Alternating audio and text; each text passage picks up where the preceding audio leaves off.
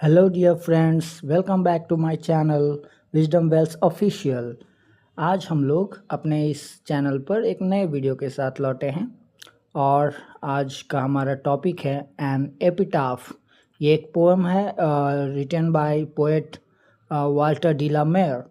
तो चलिए हम लोग इस पोएम के जो पोएट हैं उनके बारे में जान लेते हैं।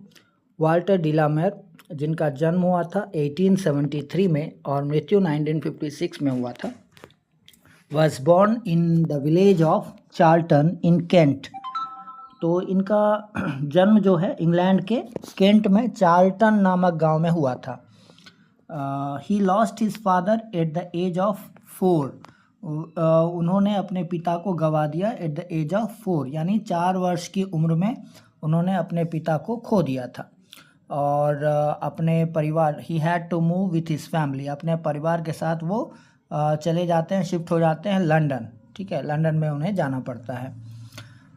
He is known for his sensitive concerns with the world of children and the world of supernatural. यहाँ पर बताया जा रहा है कि वे बाल जगत एवं परलौकिक जगत के प्रति अपनी संवेदनशील चेतना के लिए जाने जाते हैं।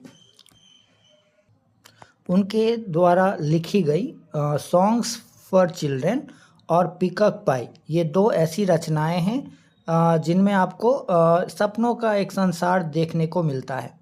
But even in these songs, इन गीतों में भी there is a note of melancholy, है ना। इसमें एक मेलंकली की भावना है ना। मेलंकली का मतलब होता है एकांतपन, है ना। एकांतता की भाव जो है इसमें झलकता है। इसमें the poet makes us aware of the inhuman condition of modern life. यहाँ पे कवि जो हैं वो आधुनिक जीवन की जो परिस्थितियाँ हैं, अमानवीय परिस्थितियाँ, इनह्यूमन का मतलब होता है अमानवीय, उन परिस्थितियों से हमें अवगत करवाते हैं, है ना। He shows his genius by evincing fresh interest in old themes.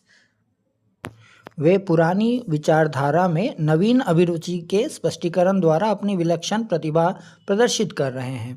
Queen Elizabeth II honoured him with the order of merit in 1953। सन 1953 में महारानी एलिजाबेथ द्वितीय ने 1953 में इन्हें ऑर्डर ऑफ मेरिट से सम्मानित किया था। तो ये था हमारा कवि परिचय वाल्टर डी ला मेयर के बारे में। अब चलिए आगे बढ़ते हैं हमारे टॉपिक एन एपिटाफ की तरफ, जो हमारा पोएम है। पोएम से पहले कुछ प्रश्न पूछे गए हैं। पहला प्रश्न है, kings and rulers build memorials in the memory of their near and dear once.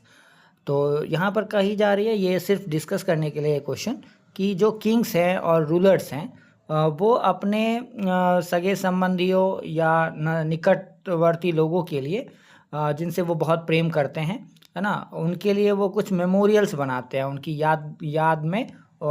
याद में बनाते हैं। जैसे ताजमहल बनाया गया, है ना, शाहजहाँ के द्वारा। आपको पता ही है कि इनके याद में बनाया गया। तो हाउ डू कॉमन मैन, तो यहाँ पर प्रश्न पूछा जा रहा है कि कैसे एक कॉमन मैन मतलब क्या होता है? सामान्य व्यक्ति, है ना, सामान्य मनुष्य। तो सामान्य लोग जो हैं वो कैसे अपने मित्र हों या सगे संबंधी हों, जब उनकी मृत्यु हो जाती है तो उनको कैसे याद करते हैं, ये पूछना है हमारे कवि का। ठीक है। और फिर दूसरा प्रश्न पूछा गया कि you might have come across some lines of verse written on a grave और ऑन अ मेमोरियल। किसी मेमोरियल या किसी कब्र पर आपने कुछ लाइनें लिखी हुई देखा होगा, शायद आपने कभी देखा होगा। You might have come across. What is it this called, उसे क्या कहा जाता है? व्हाट इज़ इट्स इम्पोर्टेंस, उसका क्या महत्व है? अब ये प्रश्न पूछा गया है। अगर आपको इसका उत्तर पता है तो आप निश्चित रूप से हमें कमेंट में इसका उत्तर बताएं। ये सिर्फ डिस्कस करने के लिए है, तो ये आप हमारे साथ कमेंट में डिस्कस कर सकते हैं। आगे बढ़ते हैं अब हमारे पोएम की तरफ। एन एपिटाफ, आपको पता ही है ये एपिटाफ क्या होता है।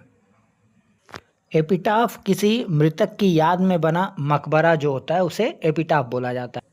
तो पोएम का जो नाम है इससे आपको इस टॉपिक से संबंधित कुछ तो आइडिया लगा होगा। तो चलिए हम लोग अब स्टार्ट करते हैं हमारे जो पोएम है इसको line by line. Here lies a most beautiful lady, light of step and heart was she. I think she was the most beautiful lady that ever was in the West Country, but beauty vanishes, beauty passes.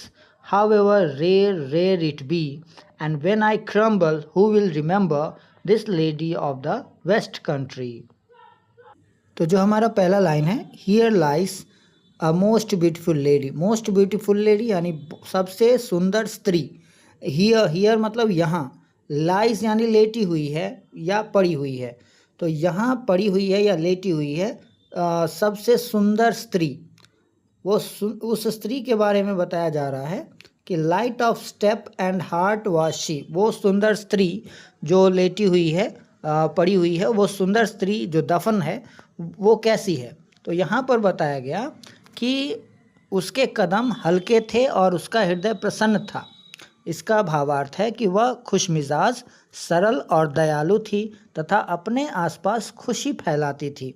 तो ये इसका meaning निकलता है यहाँ पे।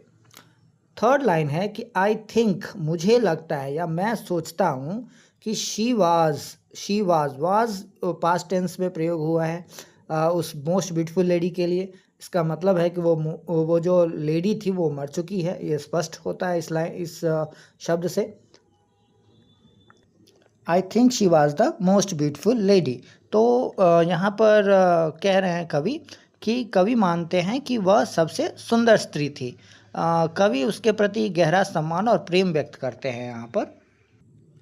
आगे कवि उस ब्यूटीफुल लेडी के बारे में कहते हैं कि that ever was in the west country, यानी पूरे वेस्ट कंट्री में, वेस्ट यानी पश्चिमी देशों में शायद इतनी सुंदर लेडी कभी नहीं रही होगी। जितनी सुंदर स्त्री के बारे में वो चर्चा कर रहे हैं, ऐसी सुंदर स्त्री कभी भी वेस्ट कंट्री में नहीं रही होगी, ऐसा कवि का मानना है। ठीक है।